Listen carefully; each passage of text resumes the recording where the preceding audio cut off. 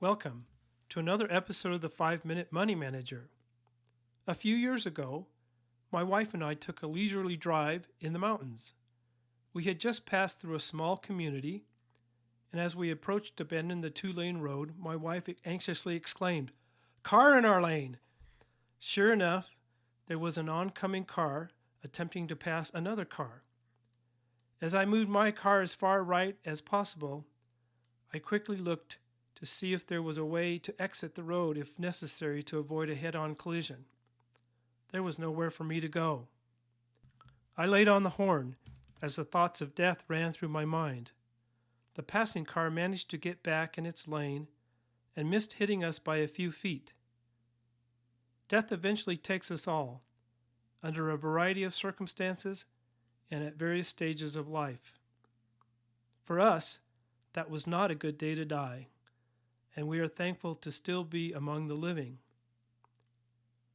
The experience got me to thinking about how one prepares for death emotionally and financially. In the long run, we cannot save our future from it, but we can make the event easier on those we leave behind. A rather simple thing you can do is to let your family or close friends know what your last wishes are. If you don't feel comfortable talking about your death with someone, at least write down or digitally record your wishes in such a manner that they will be able to read or listen to them upon your death. For example, do you want a traditional funeral, a direct burial, that is, a burial shortly after death with no funeral or service, or some other type of memorial?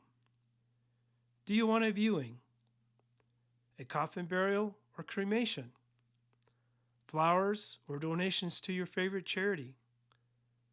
Do you want specific religious rituals, music, prayers, or eulogies? Do you have a preferred location for burial or the scattering of your ashes?